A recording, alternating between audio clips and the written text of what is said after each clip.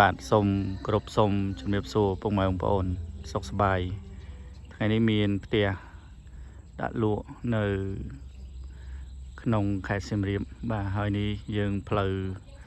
ចោះមកពីផ្លូវកស៊ូ200ម៉ែត្របាទហើយជុំវិញមានផ្ទះរស់នៅជុំវិញបាទនេះហើយអានេះយើងឡើងទៅផ្លូវកស៊ូហើយនេះផ្ទះវិឡាសមួយហើយផ្ទះអ្នកស្រុកអ្នកភូមិនៅជុំវិញបាទហើយនេះជាទីតាំងផ្ទះដែលដាក់លក់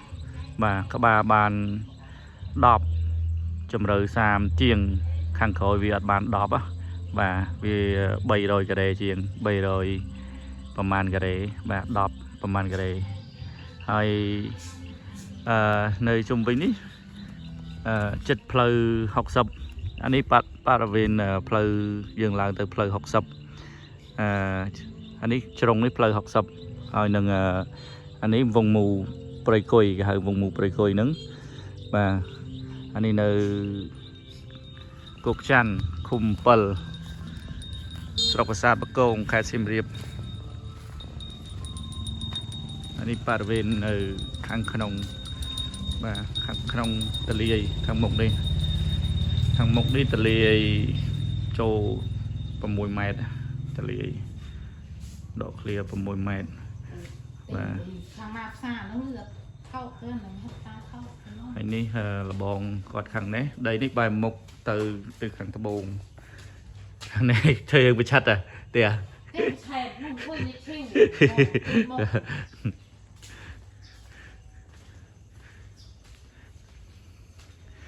មានលបងហើយនេះប្រឡោះខាងនេះនៅសល់គាត់ធ្វើប្រឆាត់ទៅវាប្រឆាត់ចឹងនេះជាក់ស្ដែងខាងក្រោយសល់ដីធំប៉ុន្តែគាត់ធ្វើអៀងនេះខាងក្រោយនេះធ្វើផ្ទះបានមួយទៀតនេះគាត់សល់ប្រហែលជា20ម៉ែត្រជាងមកចំហៀងនោះ20ម៉ែត្រជាងវាដីយើងប្រឆាត់បាទនេះហើយគាត់មានលបងមានអីហើយដីអ្នកស្រុកអ្នកភូមិប៉ុណ្្នឹងឯងបាទបើនិយាយពីខាងក្រោយនេះគឺនៅសល់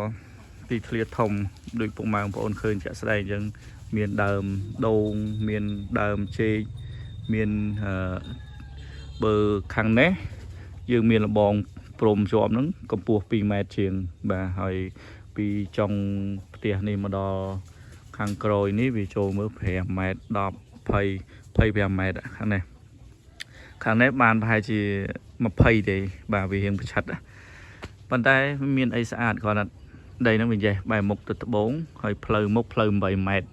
ចុះពីផ្លូវកស៊ូមក200ម៉ែត្រចម្ងាយ500ម៉ែត្រពីកំពង់មូព្រៃគុយផ្លូវ60ម៉ែត្របាទហើយខាងក្រោយយើងនេះនៅមានស្រែនេះបាទនៅមានស្រែហើយខាងក្រោយក៏មានផ្ទះមានអីដែរនេះខាងក្រោយនេះគាត់ថាដីគេនេះជាប់ផ្លូវខាងនោះគេមានស្រែពី3ស្រែហើយផ្ទះវិឡាមួយហើយទៅនោះពេទ្យមានពេទ្យពី3ហើយនឹងម្លុកនេះពេទ្យផ្សារអីមានផ្សារព្រៃគុយកន្លែងវងមូព្រៃគុយគេថាសាំងអីចឹងបាទអាចធ្វើកែកុនទៅជាលំនៅឋានបានតម្លៃគាត់លក់45,000ចរចាបានតិចតួចប្លង់គាត់ជាប់នៅធនាគារតែ4000ទេបាទហើយមើលមន់គាត់ចាំមន់ហើយគាត់ធ្វើលបងចិត្តចាំមើលខ្ញុំចូលទៅខាងក្នុងផ្ទះគាត់មានអីខ្លះ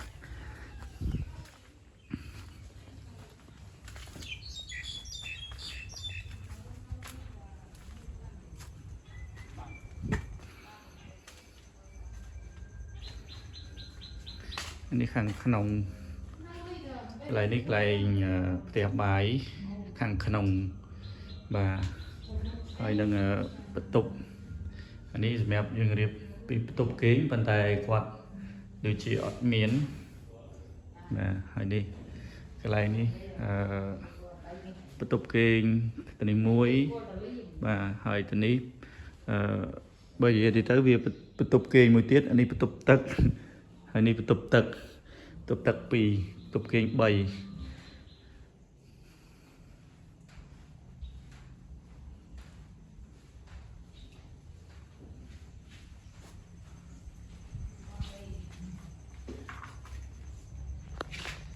ន នេះមានលបងក៏តយ៉ាមកត្រឹមព្រំលបងបាទ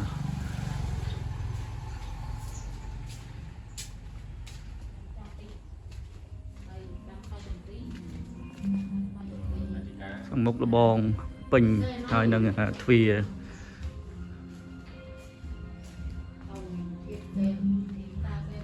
ដូចអនុផ្លូវគេខាងនោះផ្សេងហើយផ្ទះដូចពុកម៉ែបងប្អូន